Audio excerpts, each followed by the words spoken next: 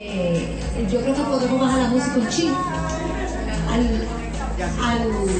DJ Roberto Rodríguez, que está aquí haciendo de malabares. Pues Wholesome, obviamente, darle gracias infinitas por prestarnos este espacio de tertulia urbana. Aquí nosotros estamos comiéndonos unos leonitos, una cosita, unos sanduchitos, claro, y realmente se le agradece mucho que nos pongan a la disposición esta contertuliana Ángela Suárez y su hija querida, que es un amor. Pues este evento está siendo transmitido por Zoom, luego se va a subir a nuestros canales de YouTube. Les hago la salvedad de que van a haber spoilers.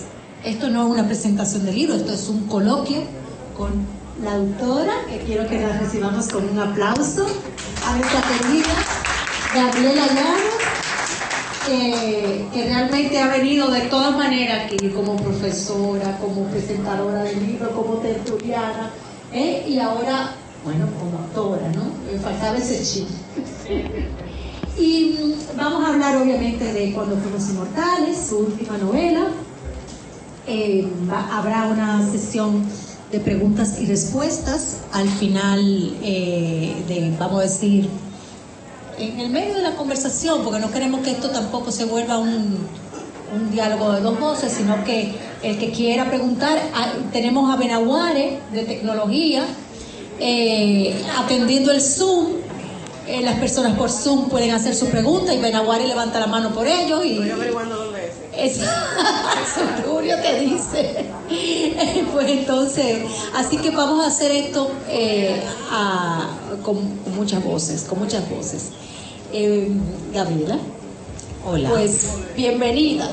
Muchas gracias. A mí esta es como la tercera o cuarta vez que vengo. Ya vine con el libro de Facundo y no sé si con el de Viejo Caserón, no me acuerdo, pero sé que me resulta muy familiar y muy agradable y me hace mucha ilusión venir siempre. Con Miguel Vilas, con Ordesa. No, y cada vez que vengo os veo como más animados, más compactos. Ya hasta tenéis vuestro display, ya está todo tan organizado. Les presento nuestra nueva carta de colores. Me alegra mucho ver esa conexión de este grupo y ojalá sean muchos años más todavía.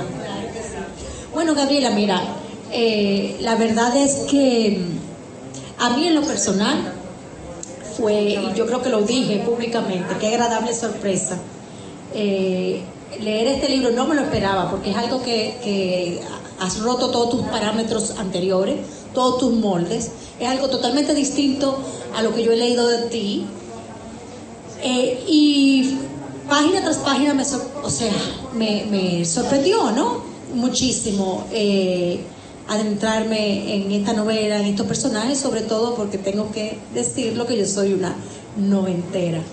Entonces, la música me caló muchísimo, los personajes, la marcha española. Hay un sinnúmero de temas que nosotros vamos a abordar. Se rodó una semana. Esta reunión iba a ser la semana pasada, se rodó una semana porque Gabriel estaba en Cartagena, en el Hey Festival, haciendo unas intervenciones. Yo quiero que tú primero, para saciar mi sed de curiosidad, que me digas cómo te fue. Eso es lo primero. ¿Cómo te fue tu experiencia? Esto así, fuimos juntos una vez como espectadoras.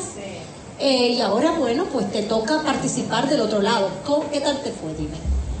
Bueno, a mí me encanta ir al Hey Festival, lo hemos comentado tú y yo muchas veces, porque no es un festival de literatura, es un festival de ideas, ¿no?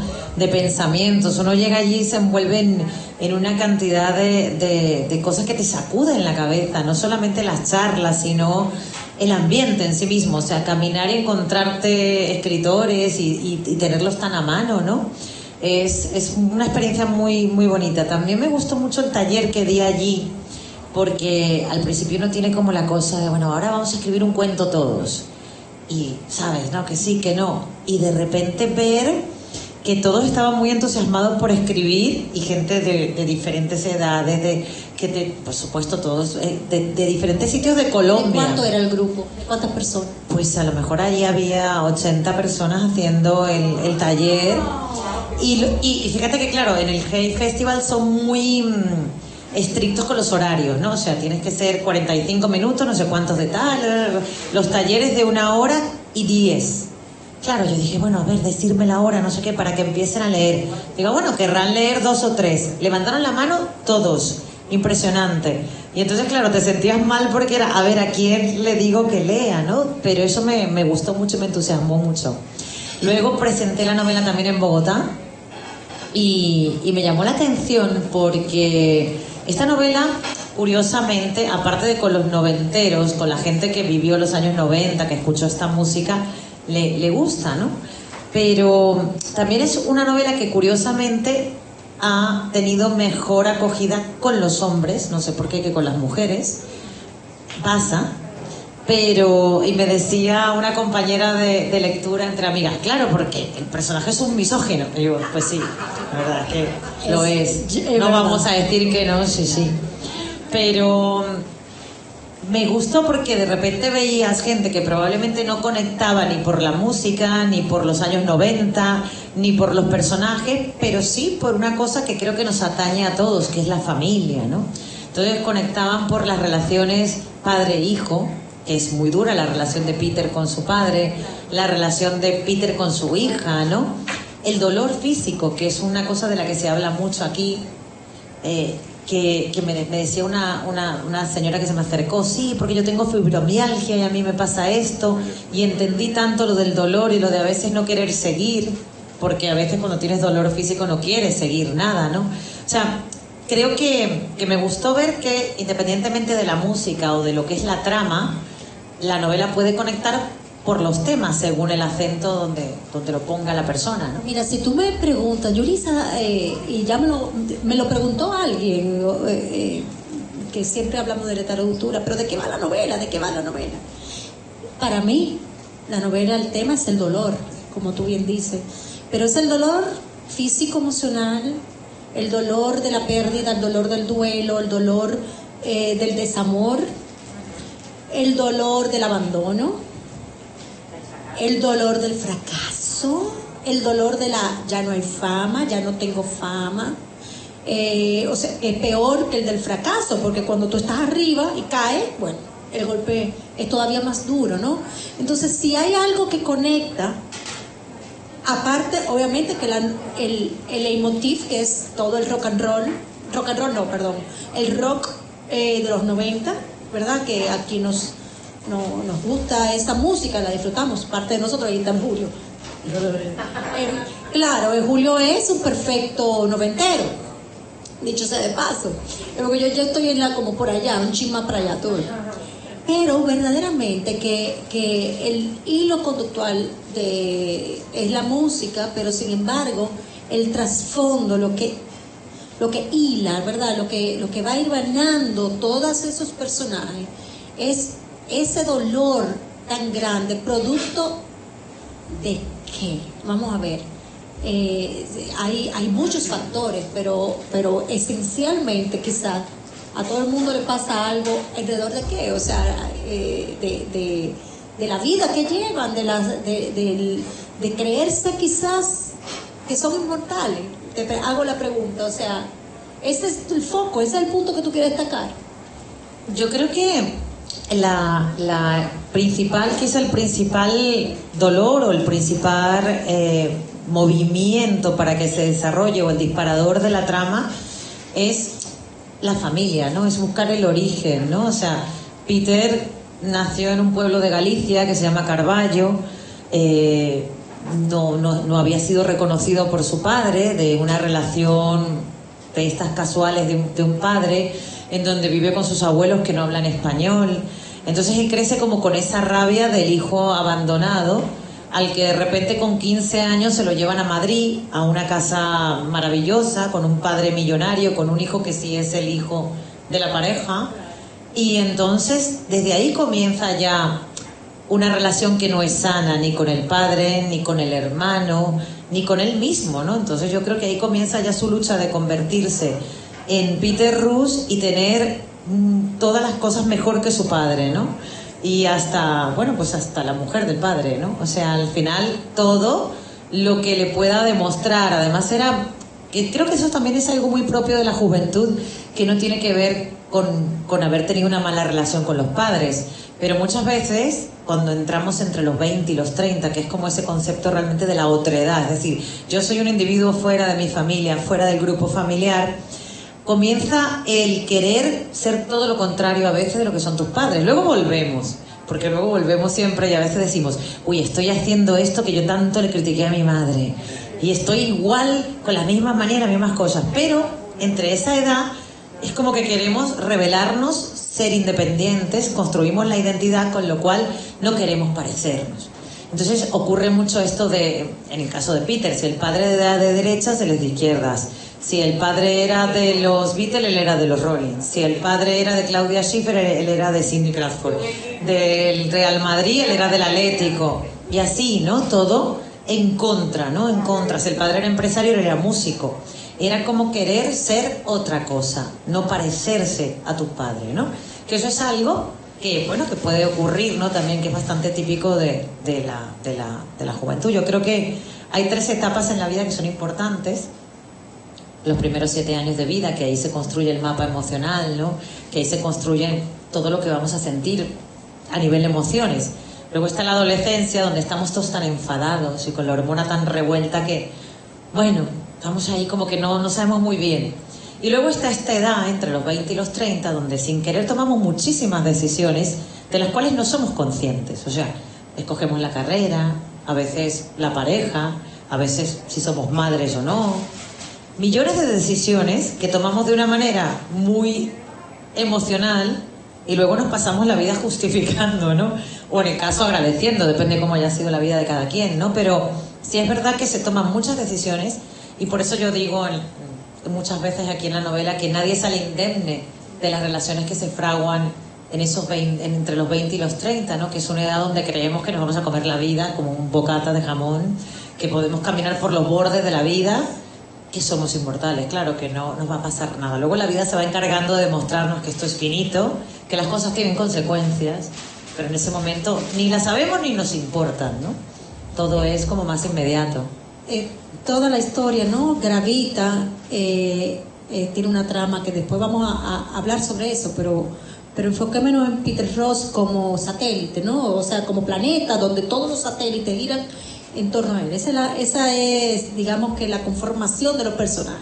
Peter Rose en el centro de la historia, con esa vida que comienza de tal manera y esa violencia que él cultiva, ¿no? En toda su vida, que lo lleva pues a ese bittersweet, a esa sinfonía bittersweet, ¿verdad? Querer conquistar el mundo, ¿no? Y lo logra muy rápidamente. ¿Cómo, o sea, entrar en ese mundo, Gabriela, te voy a decir, tú retratas de una manera sumamente creíble, ¿verdad?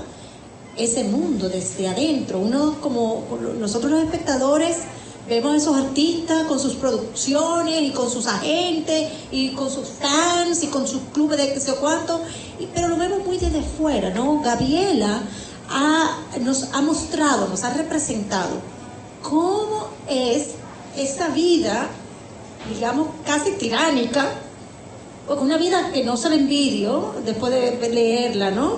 De esos artistas con la banda, ¿no?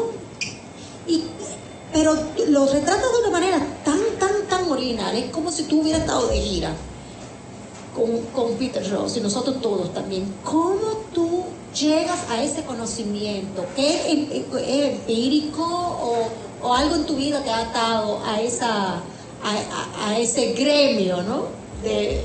Sí, bueno, lo primero que quiero decir es que no me han pasado todas las cosas que le han ocurrido a estos personajes. Menos mal, si no, no estaría aquí sentada. De hecho, muchas cosas de las que cuando iba escribiendo me reía, creo que te lo conté, Yulisa, que yo decía, ay Dios mío, cuando lea esto mi suegra. Porque claro, hay un montón de cosas que yo, a lo mejor yo no me expreso así tampoco, ni pienso así, ni muchísimas cosas, pero es de verdad como si yo hubiese estado poseída. De hecho, muchos amigos me decían, oye, qué bien has escrito desde el punto de vista de un hombre, ¿no? Por ejemplo, hay una escena, que yo la escribí así por escribirla, que era la escena en donde él está hablando de su amigo Beltrán, de cuando conoce a Beltrán. Entonces, de cómo había que hacer para ligar cuando tenían 15 años dos hombres a diferencia de dos mujeres, ¿no?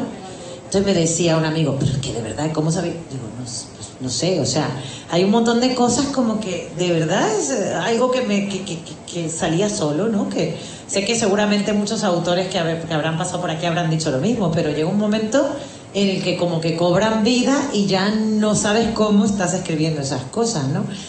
Hay unas escenas, yo también soy un poquito dark y un poquito oscura en las cosas que leo, ¿no? A mí no me gusta, o sea, me gusta la cosa y... pero sí es cierto que hay algunas escenas que mientras yo las estaba escribiendo decía, qué asco, pero me gustaban, ¿no? Por ejemplo, la escena en donde Peter está con Fabiola en ese motel, que todo es pegajoso, que todo está sucio, sí, que todo... Sí, o sea, eso... A mí me encantó escribir esa escena, pero es... O la escena donde es concebida Lola, que es muy fuerte y muy fea.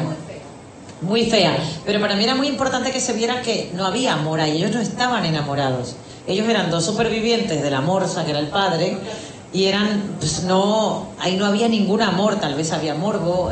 Los cuidados médicos. Sí, pero no... Los cuidados médicos los son cuidados terribles. médicos. O sea, es la pura realidad, pero es algo difícil de leer. Sí. Porque, ¿verdad? Ahí no hay el mínimo pudor. Yo creo que realmente en esas escenas hay mucha crudeza en la novela. Hay mucha crudeza. Sí, porque yo, por ejemplo, cuando empecé a escribir, se me ocurrió, me vino a la cabeza la imagen, ¿no? De que, bueno, esta chica, se tiene 23 años y se entera de que su padre biológico fue la estrella del rock en los años 90, ¿no? Entonces ella obviamente siempre se sintió ajena a su familia, los Acosta le llamaba además, porque eran estos rubios, bronceados, fantásticos, que ella no tenía nada que ver con esta gente, ¿no? Entonces decía, yo realmente, ¿de dónde vendré? O sea, ella en el fondo decía, ¿a quién le puedo escurrir el bulto de todo lo que me pasa, ¿no? Y, o sea, echar las culpas, ¿no? Y de repente ve y empieza a googlear al padre, que el éxito, el tipo tan atractivo, maravilloso, no sé qué. Entonces, claro, me parecía muy bueno que ella llegara y el tipo estuviese paralítico, ¿no? Y estuviese destruido, macerado en el dolor, amargado. Me parecía que era como, en el momento en que él la mira de arriba abajo y le dice, no te pareces a mí, y ella le dice, y tú tampoco te pareces a ti, ¿no? Tú no te pareces a ti. O sea, es como representar el hecho de, eso lo fuiste, tenías 27 años, además también es el guiño, sabes que siempre hay muchas tragedias a los músicos a los 27 años. Hay un club, por si ustedes no lo saben, le dicen así, el club de los 27, de los malditos 27. De los malditos 27 que mueren, ¿no? Trágicamente a los 27 años. Jimi Hendrix o... Kurt Cobain, Jim Morrison, o sea... Kurt Cobain, Amy Winehouse, Janis Joplin. Y todos eran cocainómanos y drogadictos y vivían esa vida súper desenfrenada. Yo cuando vi, o sea, cuando calculé la edad, yo dije, bueno, él se muere. Porque está en el club de los 27. Claro. No, además, cuando empecé a leer mucho sobre los parapléjicos, ¿no? O sea, porque me interesaba mucho que esa parte, sobre todo cuando él había sido tan atractivo, tan exitoso, un tipo que era tan sexy, ¿no? De repente, claro, que le tengan que hacer todo porque su lesión era total, ¿no? Entonces, empecé a leer mucho y me di cuenta que, o sea, no caminar es lo de menos. O sea, no caminar es lo de menos. Hay muchas cosas que son mucho más dolor. Por ejemplo, el dolor del miembro fantasma, el ir al baño, el moverte para las llagas, el sexo. O sea, claro, que te pase eso con 27 años. De hecho, se me ocurrió que él obviamente no podía vivir solo. Entonces dije, bueno, tenía un montón de enfermeros, pero dijo, aquí no va a entrar ninguna mujer me va a ver así. Entonces eran todos hombres los vestía iguales, el mismo corte de pelo, como decía él, como una boy band coreana, para no reconocer a ninguno. Y claro, se me ocurrió que no podía pasar 23 años solo, tenía que tener alguna pareja, pero ¿quién podía ser la pareja de él en esas condiciones cuando él se odiaba a sí mismo? Entonces, viendo también fotos, me acordé y busqué a esa niña vietnamita del Nepal. Entonces, sí existe, sí, está viva y obviamente leí muchísimo sobre ella. Entonces, lo que pasa es que obviamente cambia un poco la historia. Ella creo que la salvó un militar inglés, en este caso era un periodista español, y entonces ella se queda con eso en la cabeza y memoriza esas palabras y le llama el lenguaje de los ángeles hasta que realmente Peter se lo enseña. Pero ella, que tenía el 80% del cuerpo quemado, necesitaba... O sea, para mí era la pareja perfecta para él, porque cuando él la veía a ella, veía lo monstruoso que se veía en sí mismo, ¿no? Entonces, por ejemplo, esa escena de sexo de ellos dos, que es horrible también, es muy dura. En el fondo, ese odio que él demuestra hacia ella, en realidad es ese odio que se tiene a sí mismo, ¿no? Entonces, que ambos se tienen, porque ella también tenía... Ella tenía unos deseos de, primero, de agradecerle a su ángel, ¿no? El que le salvó, y luego tenía ganas, o sea, para ella eso era la misión cumplida, porque vivir con ese dolor era muy fuerte para ella. Pero él, de hecho hay una escena en donde ellos se van a suicidar y él la salva, porque él tiene todavía el asunto pendiente, ¿no? Que es su hija, y presentar madre e hija, ¿no? De alguna manera, o sea, se agarró a la vida por eso. Pero para ella yo creo que ya hubiese estado servida con ese agradecimiento, ya. De hecho hay una escena que es cuando ellas vuelven a invitar al lobo a su casa, que dice que parece que son los pequeños momentos de felicidad, ¿no? De pequeños momentos de felicidad cuando él está componiendo el Bittersweet Symphony con el lobo, cuando le hacen la famosa canción a Coldplay, que yo digo que Peter Russo es el autor de los mejores temas de Coldplay y de Sheeran. Coldplay te va a buscar, ¿eh? No te ha llamado todavía. Eso me decía mi sobrino. Me decía, pero tú puedes hacer eso. Y digo, yo puedo hacer lo que quiera. Esta novela la escribí yo, puedo hacer lo que sea. Incluso digo que el lobo es el autor de la famosa frase de Soda Stereo, de gracias totales. Pues sí, o sea, ¿quién me va a decir que no? Todo eso, claro. A mí me llama la atención mucho este personaje del lobo, porque es un personaje que se sale del patrón de todos los demás. Sí. Y es un personaje que tiene otro tipo de sentimientos, es un personaje que va y viene, pero está, se aleja de Peter, pero está pendiente de él, tiene sus propios problemas, pero no se los carga a nadie. O sea, me llama mucho la atención porque vive en ese ambiente. Sin embargo, es completamente diferente a esto. Bueno, mira, el lobo surgió primero por una necesidad. Porque yo nací en Argentina. Yo viví en Argentina unos años, los primeros años de la vida, luego pasé unos años en Caracas y finalmente donde más tiempo he vivido es en España. Entonces a ver, en la novela no le pedimos veracidad, pero sí verosimilitud. Entonces, las cosas tienen que sonar plausibles, que puedan ocurrir, ¿no? Entonces yo decía, claro, estos personajes que son todos españoles, muy de los años 90, con esta jerga tan noventera, pues imagínate que no sea creíble, porque a mí misma me pasa. Yo a veces digo una palabra y digo, ¿esto se decía dónde? Aquí en República Dominicana, en Argentina, en Madrid, ¿en dónde, no?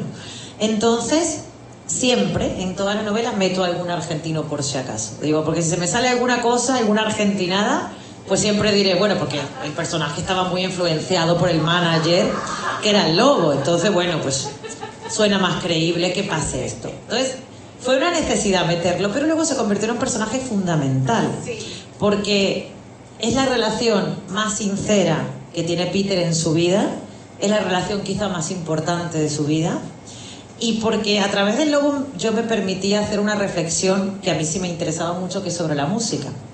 Porque el lobo representa la pureza, el respeto a la música, es un tipo melómano que entiende casi que una cosa mística con respecto a la música, a cuando se grababan discos durante un año buscando la mejor percusión, las mejores cuerdas, las mejores voces, donde había que hacer 400 tomas para que quedara bien una voz. Entonces, claro, eso en contraposición a lo que probablemente ahora escucha la generación Z, que es el reggaetón o toda esta música que a Peter odia y que el mismo Lobo odiaba, ¿no?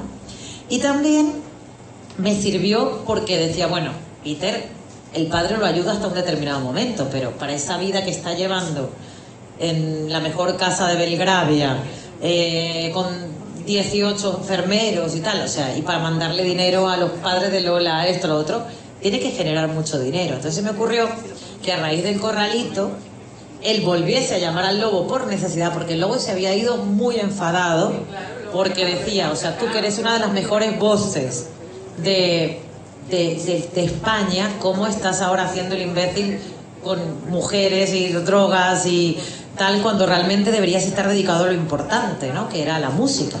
Entonces lo deja y se va. De hecho lo deja el día del concierto más importante, cuando a él le pasa lo que le pasa, que se tira hacia atrás y se golpea mal y queda inválido. Entonces, claro, jugando un poco con el remordimiento que pueda tener el Lobo, más la necesidad económica con el corralito, hago que se vuelvan a juntar, y cuando se vuelven a juntar vuelven a crear juntos música y hacen canciones que los vuelven millonarios. O sea, ellos tienen tanto dinero porque hacen música muy popular y ganan mucho dinero vendiendo estas. De hecho, hicieron la banda sonora de uno de los mundiales. O sea, hacen muchas cosas que les da dinero, ¿no? Entonces me parecía que era como, además luego el Lobo se convierte en sus ojos, es el que vigila a Lola, es el que está pendiente de dónde está Clara, qué es lo que pasa con tal, es el que o sea, son sus ojos y sus piernas.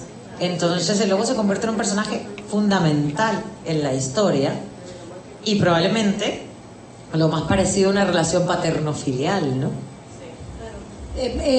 Durante todo este proceso, pues siempre me he mantenido muy en contacto con Gaby. Y Gaby, sí, es que estoy escribiendo esta novela, tú sabes, como que estoy escribiendo esta novela y los meses pasan y un día me dice, no, lo que pasa es que estoy reescribiendo la novela. Estoy como que le tengo que dar un giro, es que, o sea, háblanos de ese proceso. ¿Cuánto tiempo duró?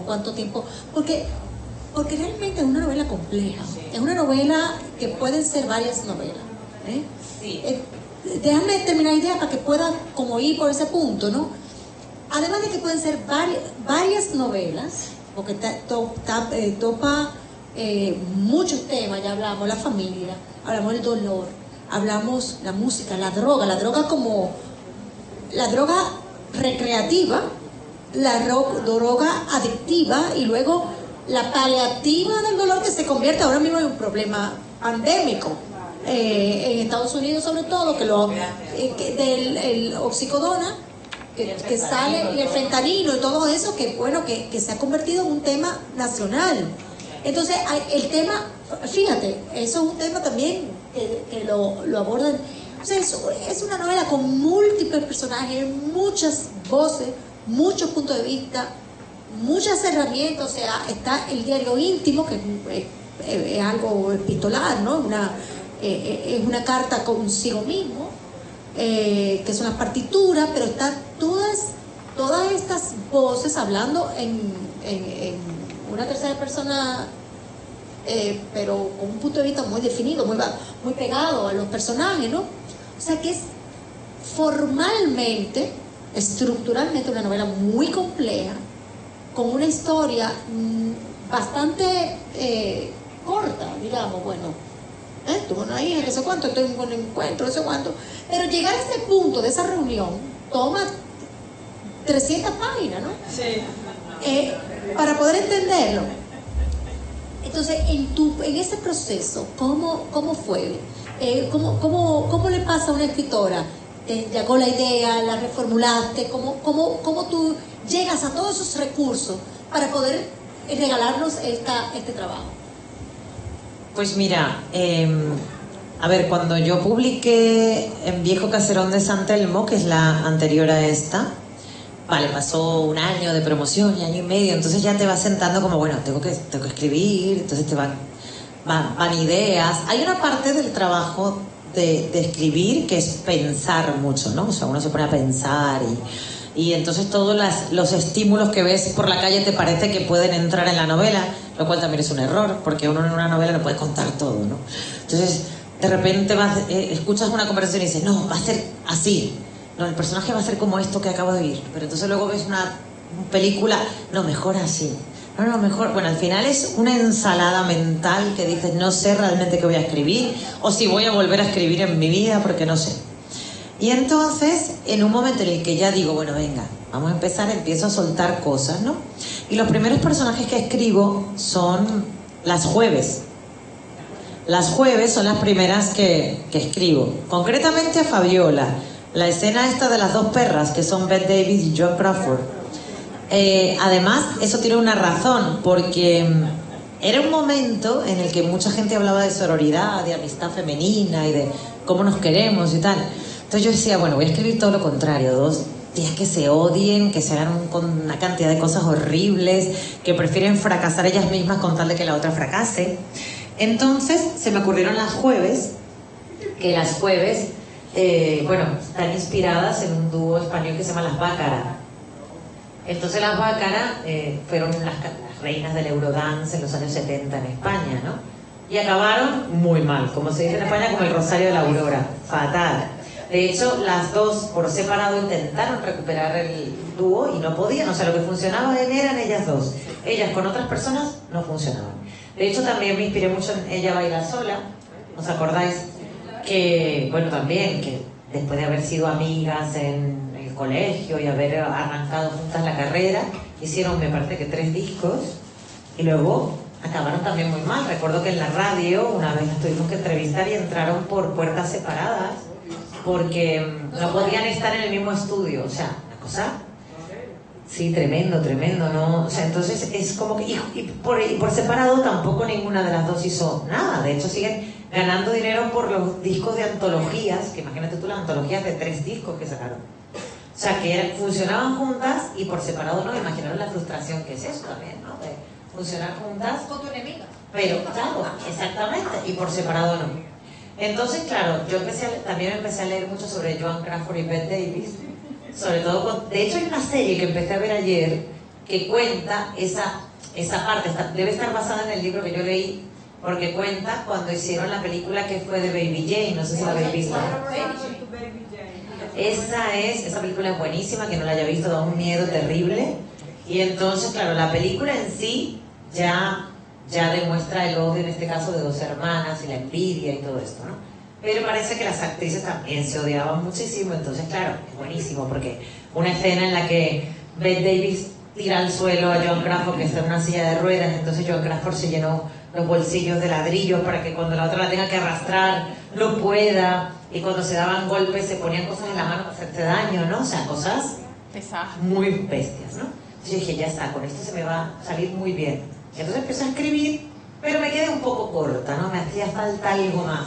Si no, iba a ser una réplica de esta historia y no tenía sentido.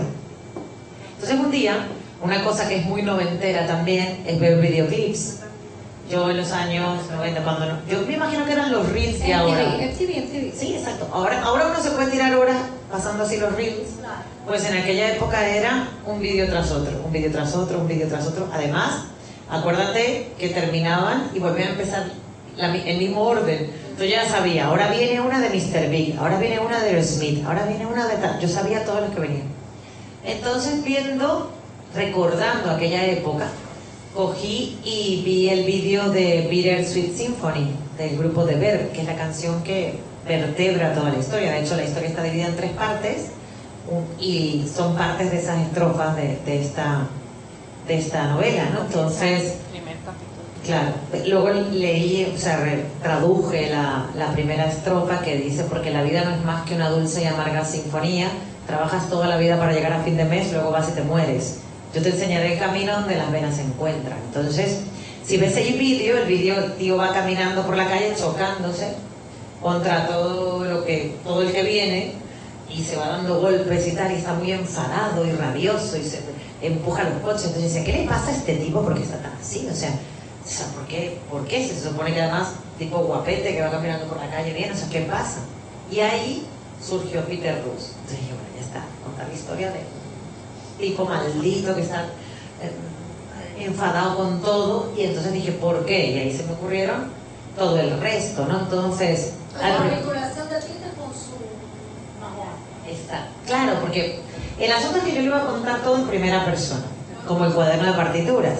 Pero entonces era muy difícil sostener ese lenguaje. Y no solamente muy difícil de sostener, muy difícil de leer también. Para la gente que tuviese que leer eso era como...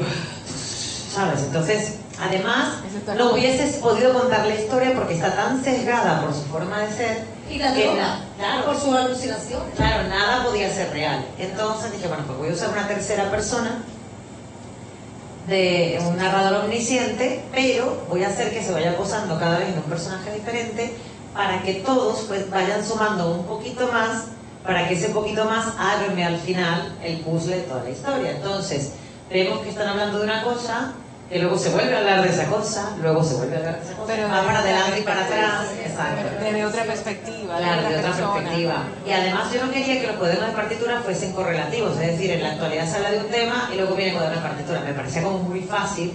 Entonces dije, no, vamos a ponerlos desordenados. Una caja llena de Todo papeles. desordenado los cuadernos. Esto. Y a su vez, bueno, y esto es una cosa que es lo que cuando hablamos, dije, estoy corrigiendo, y me iré corrigiendo mucho tiempo porque yo había escrito todos los diálogos en indirecto libre. Y eso, claro, indirecto libre, porque yo quería que la gente dijera, está hablando pensando el personaje, te imaginas. Entonces el editor, con muy buen criterio, me dijo, Gabriela, vamos a poner esto en diálogos simples, directos, con su guioncito, para que la gente, o sea, además la gente quiere oír la voz, y tuvo toda la razón, porque yo creo que la novela ganó muchísimo con diálogos directos y como que escuchando la voz Sobre del todo narrador. al final, cuando Sí. están todos reunidos, hubiera sido imposible. O sea, Sí, no. porque ya con todo el personaje, claro.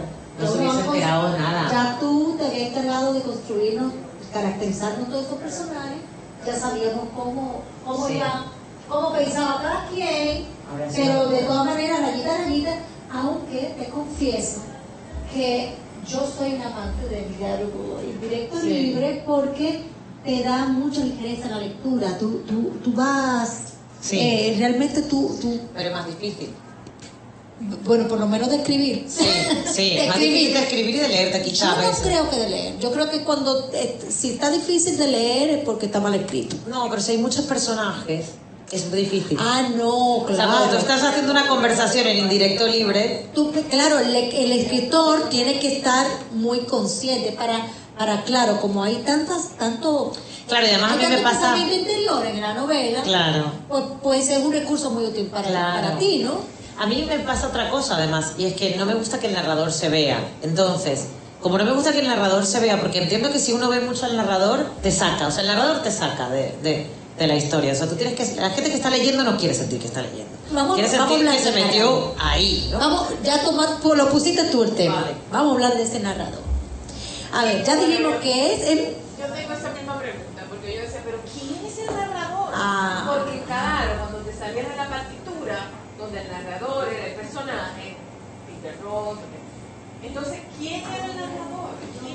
Mira, el narrador, yo como lectora, tú me corregirás, no como escritora, el narrador es una tercera persona. Lo que pasa es, omnisciente, por supuesto, si lee, sabe lo que está pensando la gente, Sí. más que omnisciente. Lo que pasa es que ese narrador toma posiciones y se coloca, no allí, sino aquí del personaje. Sí. Si es Lola, pues va con Lola aquí. Sí. Si es, por ejemplo, qué sé yo, el lobo, Leopoldo. va con el lobo aquí. Si es con el amor, entonces es un personaje, una tercera persona que te está dando un enfoque Como desde el personaje. desde el personaje, lo que piensa ese personaje y lo que ese personaje está viendo del otro. Sí. Por eso es que los puntos de vista en la novela son múltiples, no es que haya muchas voces, hay la voz del narrador. Lo que pasa es que el narrador se va colocando estratégicamente, y creo que la técnica, tengo que decirlo aquí, públicamente, por aquí, por Zoom y por todo eso. La técnica de mi amiga Gabriela está muy bien lograda en lo que eso se respecta. Es verdad que no es que sea fácil leerlo o difícil, lo difícil es escribirlo para poder lograr esos enfoques, esos ángulos en lo que tú sí sabes quién es que está hablando. Y además, no solo eso, sino que también un mismo personaje puede tener dos puntos de vista según el tiempo. Por ejemplo, el hermano de... Él cambió. Entonces a ti te sorprende este tipo que ahora es un de cine, afamado, que él mismo dice, me he reconstruido un yo diferente. Claro. Como aquel muchacho que era el hermano que siempre andaba atrás como recogiendo, limpiando los baños sucios, ¿verdad? Exacto. Pero Gaby, y su punto de vista y sus creencias y todo es diferente, o sea, es como si fueran dos personas. hay otra cosa, claro, y quizás ahora para seguir abundando en la riqueza de la novela es realmente el lenguaje. Te quería decir una cosilla de lo del narrador, porque, claro, entonces cuando yo tengo que pasar todos los diálogos de indirecto libre a diálogo directo, claro, hay acotaciones. Entonces cuando yo odio las acotaciones de señaló, dijo, susurró, pensó, lloró, o sea, no me gusta acotar así, exclamó, señaló, o sea, esas cosas no me gustan. Yo cierro, mira, óyeme, yo lo resuelvo. Yo cierro el libro y digo ya. Aquí llegué, cuando me salga, y exclamó. O dijo, o no sé cuánto. Dijo sorprendido. Exacto. Entonces, esas cosas yo no puedo soportar. Entonces, a mí, como no me gustan y me parece que sacan de la... Entonces, yo lo que hago en las acotaciones es mover a los personajes, ¿no? Entonces, que los personajes se muevan y entonces ya, bueno, pues los vas viendo. Pero ¿qué pasa? Que si ya yo los había movido en el párrafo posterior, entonces si yo los movía en el indirecto, pasando el indirecto libre a directo, ya se me hacía un lío de movimientos. O sea, el tipo estaba por allí, yo aquí estaba diciendo que estaba mirando para allá. Entonces, pues la novela creció como 50 páginas en eso, porque además se me ocurrió que las acotaciones podían tener una microhistoria. Es decir, por ejemplo, la escena en donde está Lola, la escena final, cuando Lola está comiendo con la madre una hamburguesa en un bar. Entonces, claro, ella está hablando con la madre y entonces hay un tipo con el pelo azul mirándola, pero entonces el camarero ha dejado esto y la ha mirado como esto. Entonces hay como una pequeña escena en las acotaciones, que cada acotación... Las acotaciones en pocas palabras, las acotaciones de Gabriela son como de un párrafo. Entonces, cuidado con lo que dicen, porque... Sí, no, porque además van como... Vuelven a hablar, pero entonces la historia de la acotación sigue aquí, y aquí, y aquí. Está muy bien logrado. Entonces eso sí fue complicado. Sí. Pero encuentro que y fue lo que realmente más disfruté como lectora, ¿verdad? A mí yo no soy una lectora que me gusta las lecturas bonitas. No, tú lo dices de alguna manera. Las bonitas no. Sino me gustan las lecturas que reten, ¿no? Sí. Y realmente el lenguaje es un reto. Sí. Es un lenguaje muy local. Hoy inclusive estamos hablando de algo en el... y muy local de los años 90. Sí, local y transgeneracional. Sí. Y también en una época muy encapsulada. Sí. Entonces alguien, Raiza Kiminian, yo creo que publicó en el grupo de nosotros algo que habló Rita Indiana, que igualmente es una mujer que escribe así como hablan, como diría ella, así que hablan en Gualey, yo tengo que decir como que hablan en Gualey. Entonces hay una presión editorial ya estamos hablando ya en el comercio, ¿no? En el comercio de los libros, en la industria librera, en el que para poder vender tú necesitas que tu lector entienda lo que dice. Entonces mira, traduce, busca eso, ponlo más fácil, mija, O sea, ¿verdad? Tradúcelo a un idioma más fácil. Y eso realmente resta, a mí como lectora, ¿no?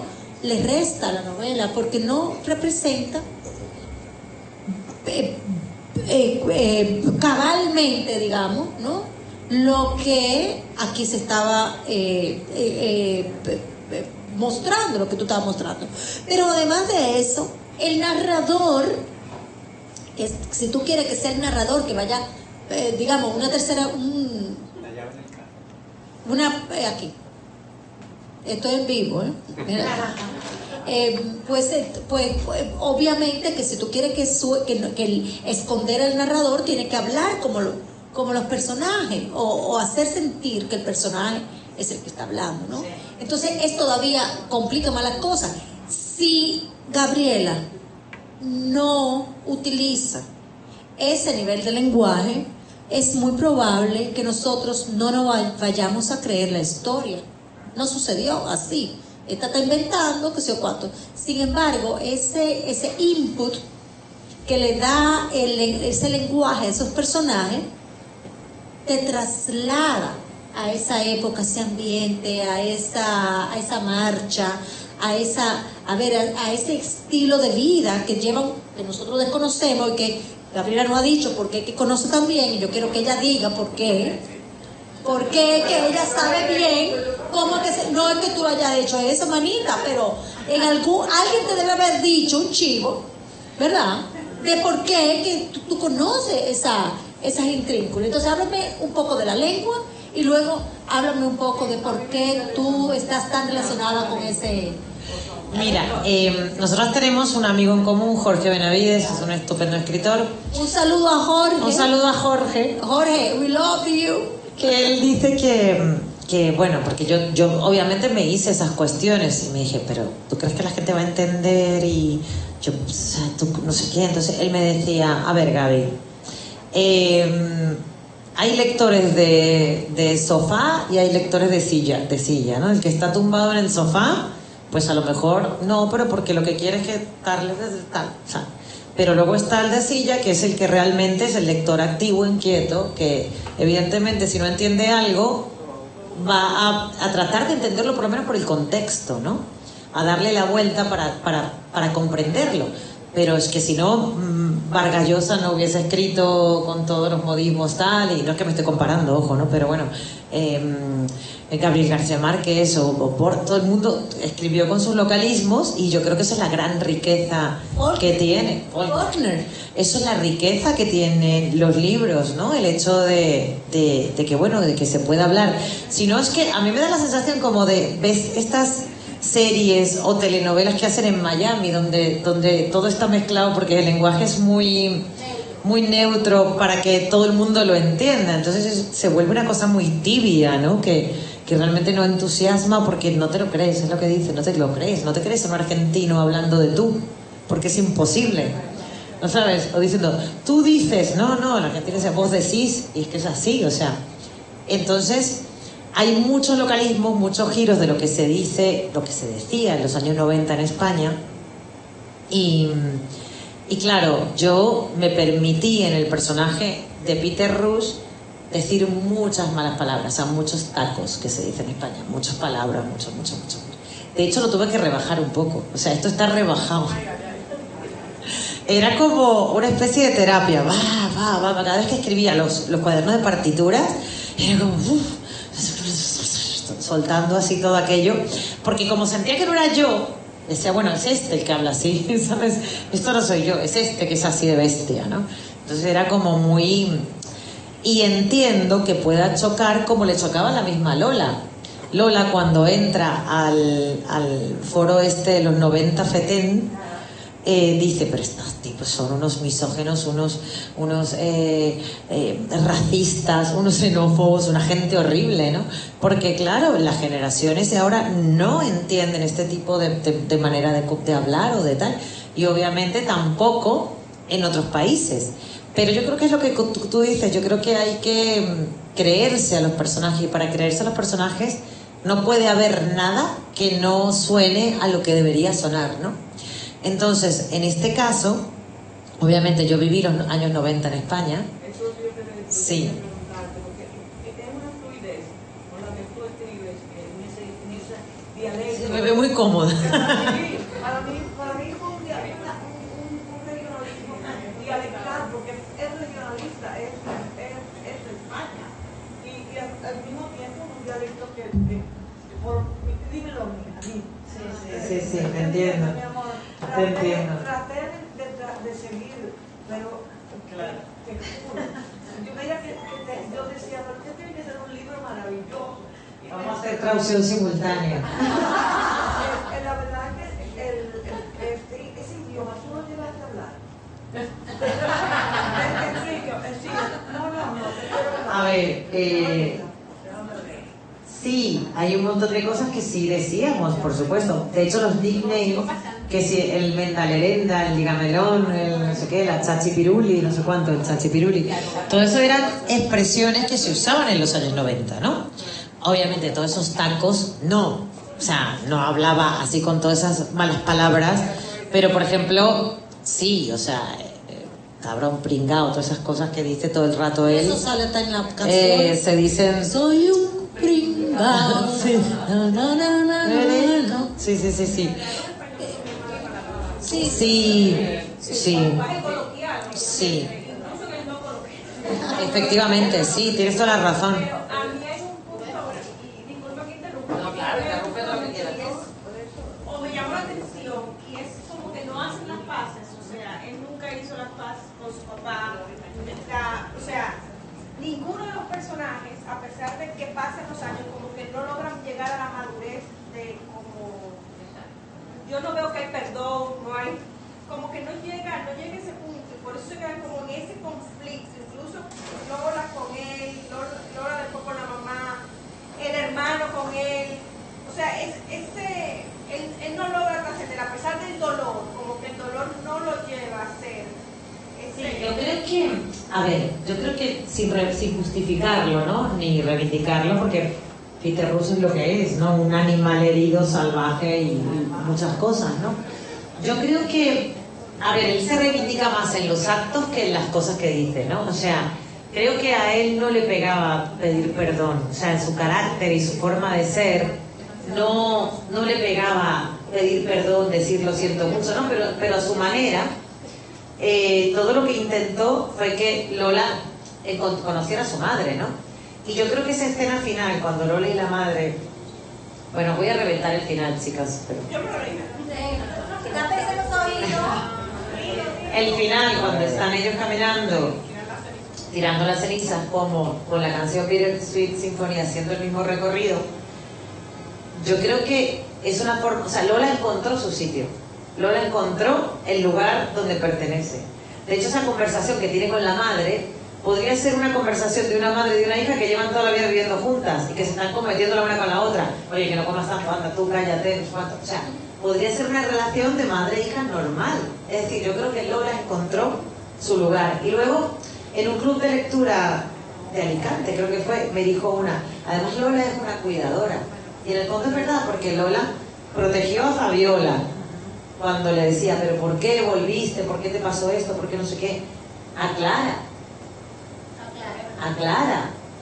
Con el lobo generó una relación tal. Con Mai tuvo una relación cercana. Al final, el personaje que era más cuidador era Lola de todos los demás, ¿no? Y acaba, o podemos entender que acaba cuidando a su madre, que está enferma y que se van a quedar juntas, ¿no? Entonces podemos entrever que ellas no se quedan juntas, podemos entrever que el lobo siempre va a dar vueltas por ahí, va a circundar alrededor de ellas, y podemos entrever que Leopoldo y Clara se van a dar esa oportunidad, ¿no? De hecho, él le dice, por favor no te vayas, y ella dice, esta vez no. Entonces se puede entender que dentro de todo, lo que pasa es que sentía que si de repente hay una reconciliación explícita, los personajes no eran esos, o sea, no les pegaba a esa gente, decir, ay, perdóname, yo también te perdono, o sea, no, o sea, hay de hecho una conversación de los dos hermanos, que es una escena que me gusta mucho, ¿no? Cuando el hermano le dice, bueno, pero a ti que yo desapareciera te vino muy bien, porque tú ahora eres un director de cine famosísimo y te va muy bien. Entonces le dice, no, porque cuando llegaste a mi vida fue muy traumático, pero cuando te fuiste también, porque yo nunca voy a saber si me merezco todo lo que tengo, o qué hubiese sido de mí si sigo siendo el hermano del gran Peter Rus. A lo mejor no hubiese pasado nada conmigo si tú sigues aquí, ¿no? Entonces siempre voy a estar en deuda conmigo mismo y nunca voy a saber si soy suficientemente bueno. Entonces en un momento él, en su pedo de estar súper drogado y borracho en el día del concierto, él recuerda que él le había hecho una peineta, o sea, un signo como de jódete, perdón. Y al final, no, le dice, tú me hiciste ese signo, y le dice, no, yo te di la mano para que te levantaras. O sea, que al final, quizá, sin decirlo, puedes entender como que los dos hermanos se acaban comprendiendo. Porque hay malentendidos en la vida. Claro, se acaba como comprendiendo. O sea, tú encima, cuando yo estaba ahí tirado, me hiciste un signo. Y dice, no, yo te di la mano para que te levantaras. A mí me encantó ese diálogo, porque hay enemistades por un simple malentendido. Fíjate que él entendió que nosotros decimos sacar el dedo, y él eso se lo tomó como una ofensa. Caramba, yo estoy aquí de salida y tú me pisas, o sea, hacer leña sobre algo caído, ¿verdad? Sin embargo, el otro que estaba era tendiendo la mano. Hay amistades y relaciones que se rompen por malos entendidos. Y a mí eso me pareció un mensaje muy sutil, muy bonito. Pero también tengo que decir mi experiencia lectora, ¿no? El Peter o sea, tú hiciste todo lo posible para que uno odiara. O sea, debe ver el tipo más detestable, vamos a ver. Mira, esa chuladita de que ay, el niño abandonado, no, ese tipo sobredimensionó su malestar de un punto. Óyeme, es terrible ese hombre. ¿Cuánto lo odiamos? Y yo no sé en qué punto, te confieso como lectora, en qué punto empecé a sentir empatía. Y no necesariamente porque le había pasado una tragedia física, de que había estado, quedó parapléjico se diría. Sí. Ajá, mutilado, qué sé yo. No sé, no precisamente por eso, sino por ese deseo de sacar la nariz de la vida. Tú ves, tú has jugado, pero sin embargo, ese tenderle la mano al lobo, ese gesto con May, Sí. porque, él tenía a May, diríamos, en una posición servil, pero May, sin él todo hubiera estado. Vamos a decir las cosas como son.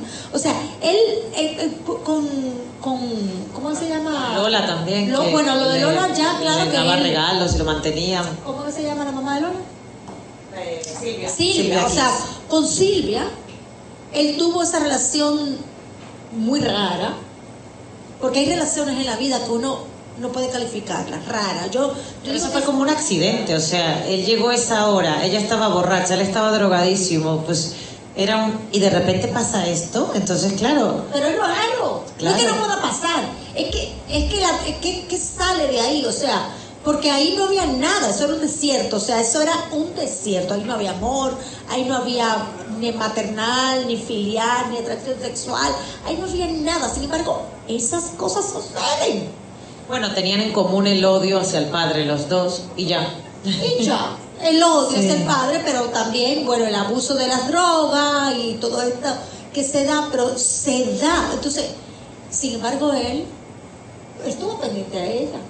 Sí, pero por A su ejemplo, forma. es como curioso que hubiese pasado, sí, ¿no? Porque en la escena en donde él va a conocer a la niña, porque le dice el padre, oye, ve tal, y la niña está en la incubadora, y él dice, claro, yo estoy aquí viendo a todos estos niños crudos, y la gente me mira y yo no estoy llorando porque me da un poco igual. Entonces le llaman para hacer una entrevista y se larga, y dice, pero entonces claro, cuando antes de caerse dice que claro, que en el público empieza a alucinar y empieza a ver bebés. O sea, al final es todo como muy, ¿qué es lo que yo quería que se viera, ¿no? Como que al final todos se sienten medio culpables de algo que en realidad no fue más un producto de la mala suerte de estar también, de una fatalidad y de estar puestísimos, todos drogados y todos en otro mundo, ¿no? Con esa rabia, ¿no? Y con ese dolor.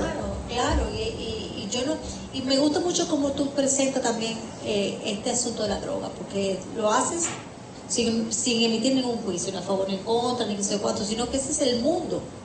Eso es una realidad que existe, que nosotros andamos bien inocentes, se puede decir, sobre eso que sucede. Y hay realmente hay personas que viven entran en ese pantano y no pueden salir. Y viven su funcionalidad hasta donde pueden. O sea, tú me dices, su funcionalidad, bueno, pero viven. O sea, como el caso de Beltrán, del amigo de él, que, bueno, pues dice Brianda, la que era la otra del grupo, dice, claro, que hubiese pasado de Beltrán, que lo tenía todo, una familia, si no se hubiese reencontrado con este amiguito de la adolescencia, y de repente que fue el que le introduce en el mundo de las drogas, ¿no? Beltrán es terrible. Sí, en el que él entró con 25 años y como que le paralizó la madurez. O sea, Beltrán con 50 seguía siendo el mismo tarao de los 25, ¿no? Que era lo que hasta la misma esposa decía, ¿no? Míralo ahí con todos esos aspavientos. Y él se cree que todavía... Y se quedó anclado en esos años. Es como que la vida hubiese pasado por él, pero él no hubiese pasado por la vida, ¿no? Una pregunta, ¿lo metí en esta novela? ¿Lo metiste todo o tuviste que sacar cosas? ¿Tuviste que hacer podas?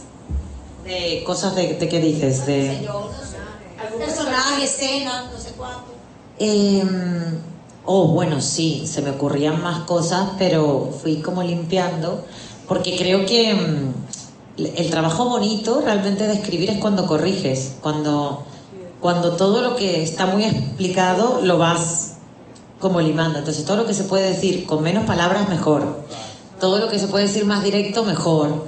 Y había cosas que sí que sobraban, que eran escenas que yo quería poner, pero que sobraban. Pero en realidad fue todo como muy... Cuando ya lo tuve claro, que tardé, pero cuando yo lo tuve como claro, ya todo iba como encajando solo. Te la pandemia, ¿verdad? Comencé a escribir con la pandemia. ¿Te favoreció? Yo empecé a escribir en marzo de 2020 con la pandemia. Wow. De hecho, me salvó. Todo el mundo me dice, bueno, pues vaya, para salvarte una historia tan dura y tan... Pero a mí meterme en este mundo, porque cuando estás muy metido en algo que estás escribiendo, es que te estás duchando y estás pensando, no, porque entonces Peter puede no sé cuánto, tal. La otra. Y todo lo que haces tiene... En un momento estás metida en esto. Todo el rato estás metida en esto. Entonces... Cuando no escribía, por ejemplo, me ponía a ver videoclips y escuchaba, porque para mí era muy importante la atmósfera. Bueno, creo que es muy importante en todos los libros, o sea, están los personajes, está el tema, está la trama, pero la atmósfera es fundamental, ¿no? Entonces, si tú quieres escribir de esto, para mí era muy importante que se vieran los 90, ¿no? Que se viera la generación nuestra, ¿no? O sea, que fuimos la última generación analógica, con nosotros salieron los teléfonos móviles, el internet. Me encanta de que te mande un mensaje de texto, que lea tu correo. Y dice, ¿cómo? ¿Dónde lo voy a leer? ¿Pero dónde lo voy a leer si estoy en la calle? O sea, esta estúpida que me ha regalado un Motorola. Claro, o sea, todas esas cosas no existían. O lo de los cibercafés, la gente se metía en los cibercafés, o todas estas cosas que en esa época pues eran de esa manera, ¿no? Entonces...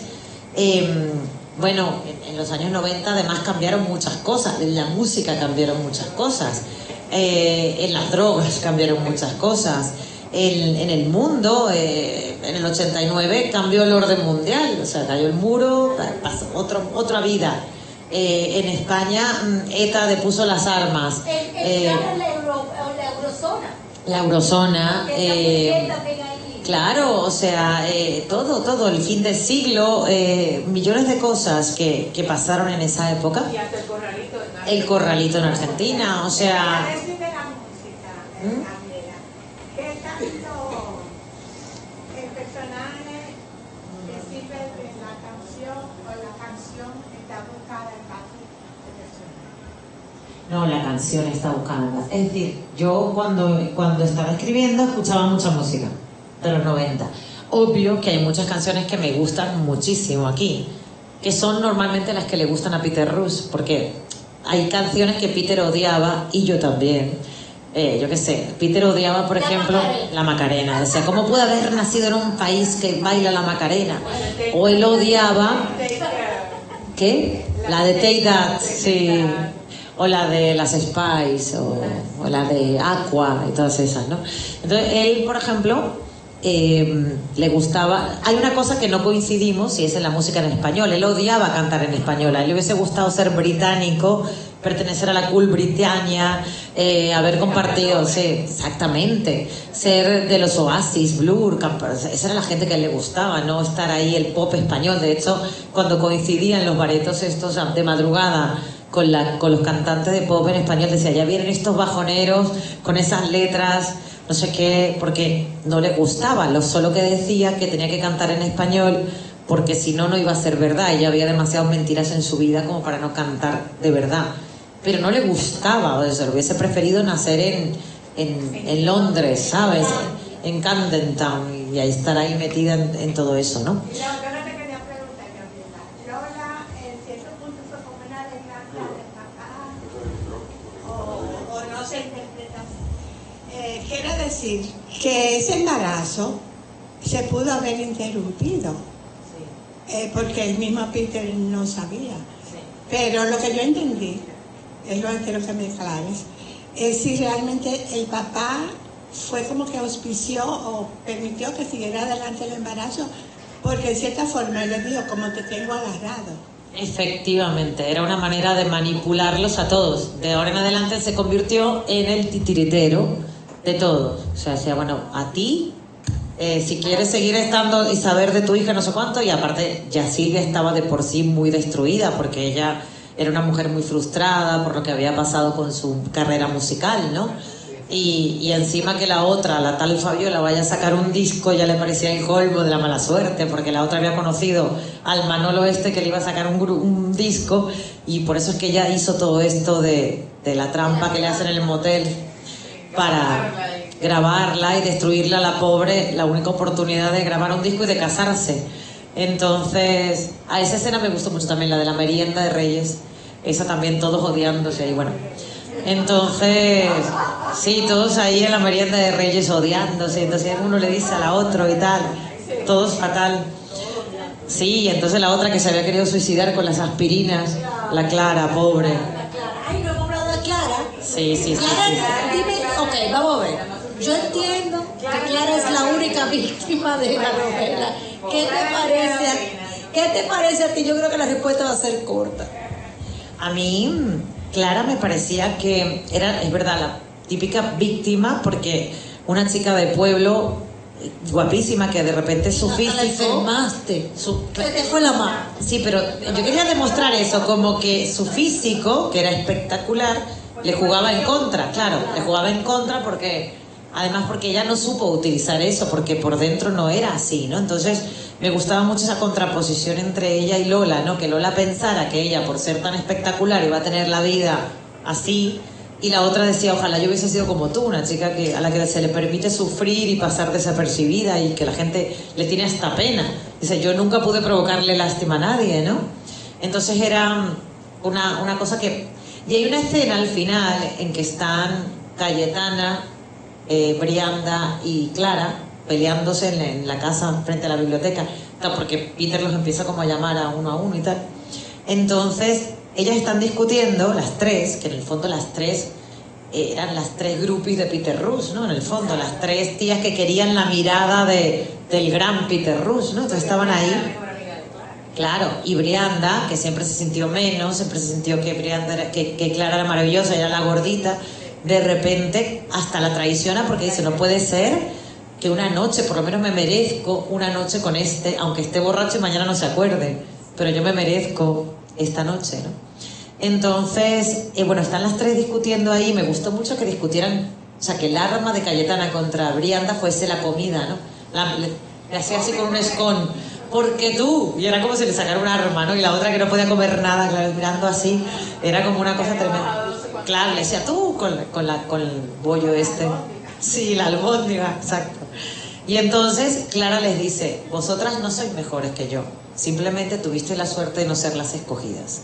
O sea, como que él me eligió a mí y me fastidió la vida, efectivamente, porque ella ni siquiera quería ser cantante. Ella era una chica de pueblo que llegó a Madrid y quería, que se enamoró del tipo y quería que el tipo la quisiera, ya está. Otro que era la más inocente. Entonces, claro, el tipo, no, tú tienes que ser famosa. Y él decía despectivamente, a esta la ponemos encima de un tal, a que mueva la cadera y ya está. Eso es lo que me da más pena de ella, o sea, que ni siquiera fue que la quería o que la trató de una manera especial, sino que él la usaba también, como usaba a todo el mundo. A todas, sí. De hecho, al final le pregunta algo así como, porque el hermano le pregunta, ¿pero tú estuviste enamorado alguna vez de mi madre? Y le dice, mira, lo más cercano que yo pude estar enamorado de alguien fue de Clara. Lo que pasa es que Clara también le daba raya, porque también era una chica de pueblo, porque también era como de segunda, como él. Entonces él decía... sí, él Era incapaz de amar. Inclusive a Lola, mantenerla lejos, o sea, teniendo dinero, o sea... Sí, lo que pasa es que se supone no, o sea, es así. Yo hablo como si no fuesen personas, como si fuesen reales. A ver, el tema es que todo este reencuentro se desata cuando muere el padre. Antes de que muriera la morsa, no había manera de... Él tenía demasiado controladas las cosas, ¿no? De hecho, yo creo que la morsa ni siquiera sabía que Peter se mantenía, que estaba en contacto con todos los demás. Sí, de hecho, eso es lo que dice. Claro. Él olvidó vigilarme y por eso Claro. ocultó mis ojos, pero igual yo creo. Porque cuando yo me refiero a que tú haces las paces, no me refería a pedir perdón, porque tú puedes hacer las paces sin pedir perdón. Sí. Pero, por ejemplo, su hermano, que siempre dijo, yo te admiraba, o sea, él odiaba al hermano por lo que respetaba, pero el hermano no tenía la culpa de haber nacido Claro, en el matrimonio. claro. O sea, era un odio, igual que a Clara, él lo odiaba por la parte que se le parecía. Sí, no, y además porque, ¿sabes qué pasa también? Que cuando... Claro, cuando tú puedes hacer lo que quieras con otra persona, que es lo que le pasaba a él con Clara, llega un momento en que ya es como... Sí, no, nada. Bueno, de hecho ella se quiso suicidar no una vez, sino dos. O sea, entonces ella en un momento, cuando él está en el hospital, que le empieza a coquetear la enfermera, le dice, tía, deberías odiarme porque yo soy el cretino por el cual esta chica está aquí a punto de morirse. Y la enfermera coqueteándole, entonces dice, sois todos unas imbéciles. O sea, como él en el fondo hace una reflexión muy misógena, obviamente, de... O sea, una chica... Claro, una chica, exactamente, una chica que a lo mejor es la presidenta del club de yo qué sé, de la jefa de estudiantes de su colegio, una chica con una personalidad enorme, a lo mejor la que tiene más carácter de su familia, está aquí delante de ti dispuesta a hacer lo que tú quieras, solo porque tú eres famoso, ¿sabes? O sea, las cosas más indignas, que era lo que a él le pasaba constantemente, él decía, al final, además es como un fenómeno colectivo, porque una chica sola es una chica sola, ahora ya hay dos, y se desata una locura total, absolutamente. O sea, él sentía que él podía hacer lo que quería con todas. De hecho, lo hacía. Yo creo que ahí que estamos destapando otro tema, porque a medida que uno va hablando, va destapando tema en la novela, y esta es la enfermedad de la fama. La fama enferma, o sea, hay síntomas. O sea, sobre todo esa edad. Sobre todo esa edad, la fama, ¿no? La fama y el poder, en el caso de él, era el poder sobre sus fans, y claro, y entonces... Y además son cosas que antes no se denunciaban. Fíjate ahora, una cosa muy parecida a las estrellas del rock son los futbolistas.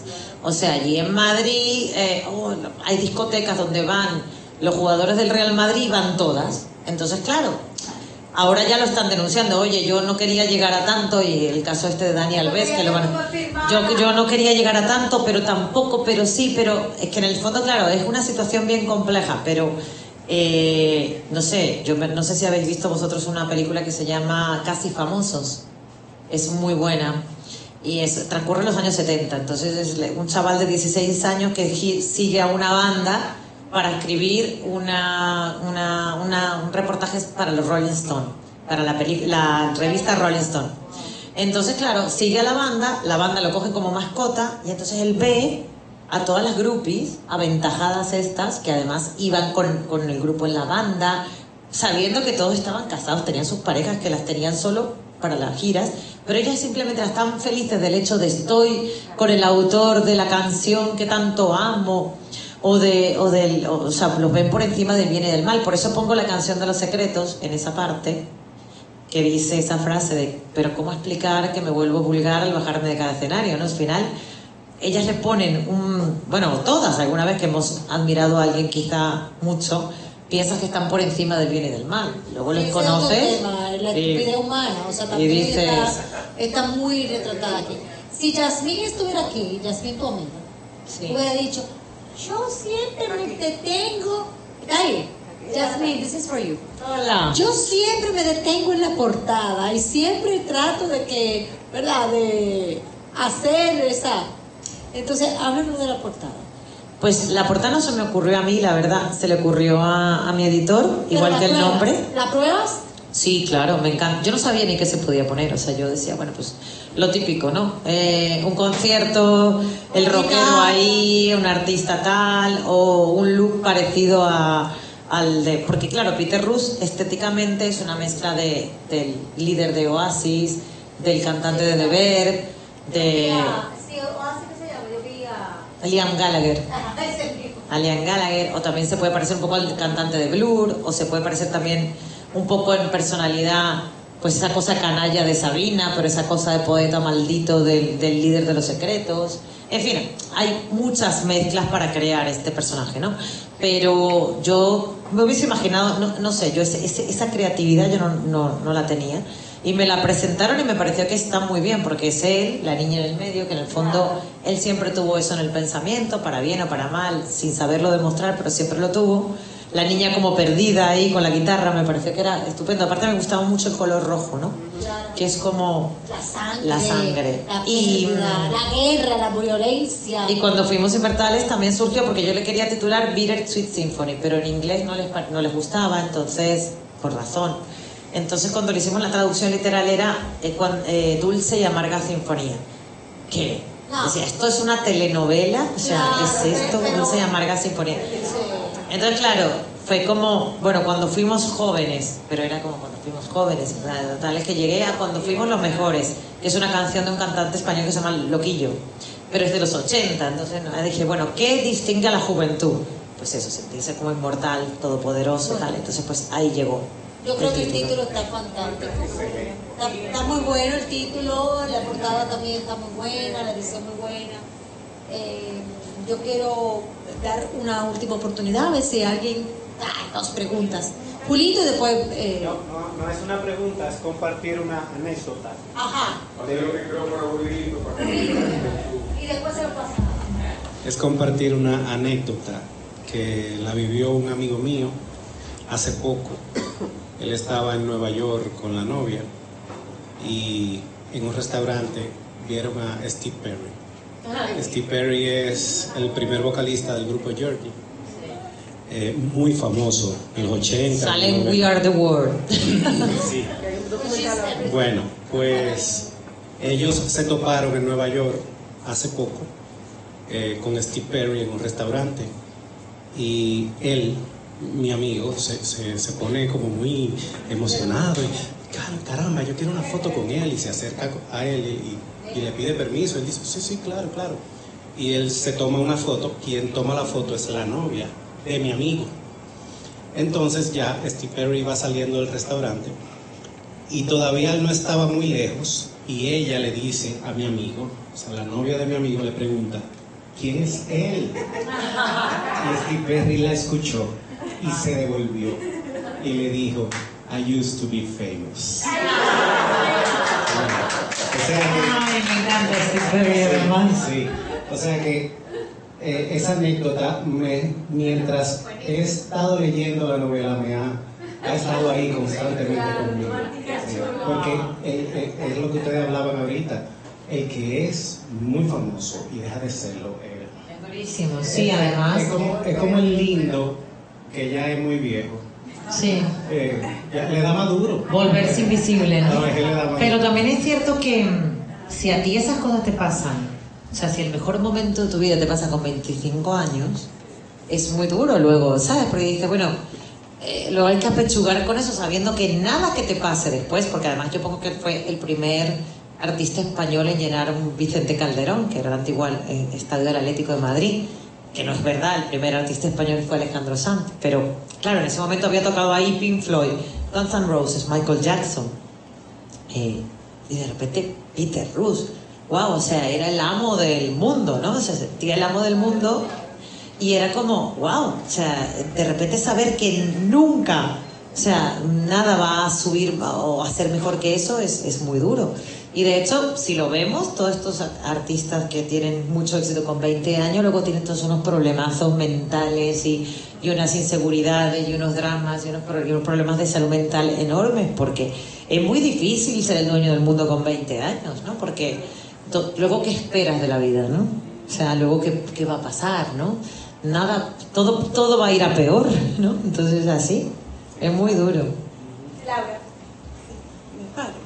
Bueno, Gabriela, muchas gracias. Es difícil resumir brevemente un libro tan complejo, con tantos personajes y tanta trama.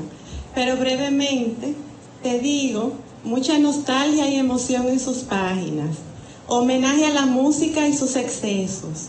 A través del diario íntimo, cuaderno de partituras, pudimos descubrir la historia de Peter Rus. La identidad queda congelada en los años en que somos jóvenes.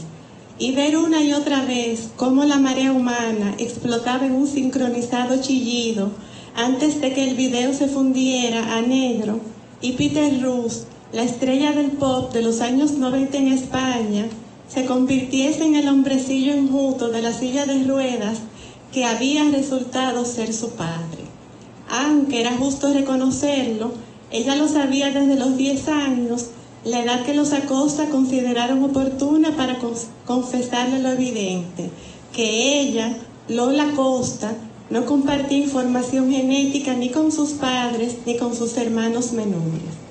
Ese día decidió ser Lola a secas, Lola y punto, propiedad de nadie, exclusividad de sí misma. Recordó a sus padres adoptivos sin nostalgia ni rabia, sin juicios y con algo de condescendencia. Ella estaba ahora en esa cursi mansión londinense, tragándose el discurso del tipo enjuto e inválido que había resultado ser su padre. Tampoco te pareces a tu madre. Te diré quién es tu madre y la conocerás. Pero primero quiero que me reconozcas a mí, a quien fui antes de que nacieras. Pero no esperes una historia de amor, ni de personas valientes, ni de éxito, ni de gloria. Pero es la mía, la tuya, la nuestra. La sinfonía agridulce de cuando fuimos inmortales. Los músicos no envejecemos, nos vamos pudriendo. El mundo se apaga lentamente. Entender a su padre biológico era una labor pesada como un suero de miel de abejas. Y termino. Mi corazón es pequeño como el de la ballena azul, por eso registra pocos latidos. Y aún con esos pocos latidos me digo, subámonos a la ola y dejemos que nos lleve. Si nos resistimos, se revolcará, porque esta vida es una sinfonía agridulce. Y me pregunto, ¿por qué me has querido tanto?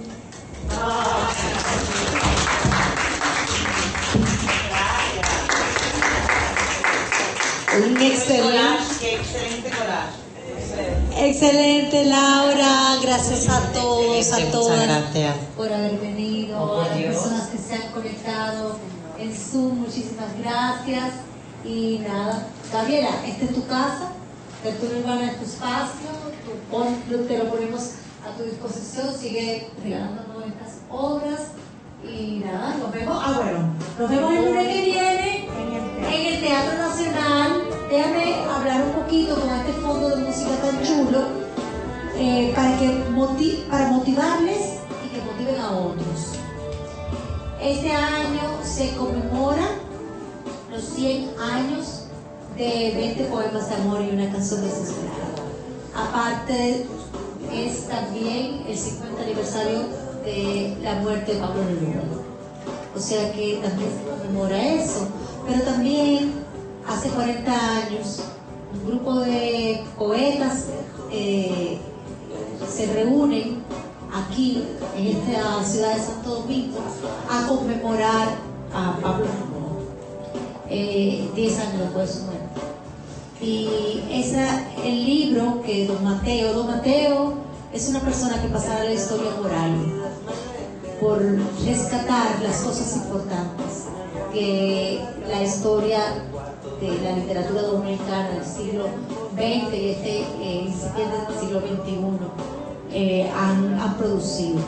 Y él estuvo ahí en esa gestión organizada de actualización para conmemorar ese 10º aniversario de la muerte de Pablo Neruda, y aquí se hizo un festival muy equivalente al que se hizo en Montecristi de la Trova, ¿no?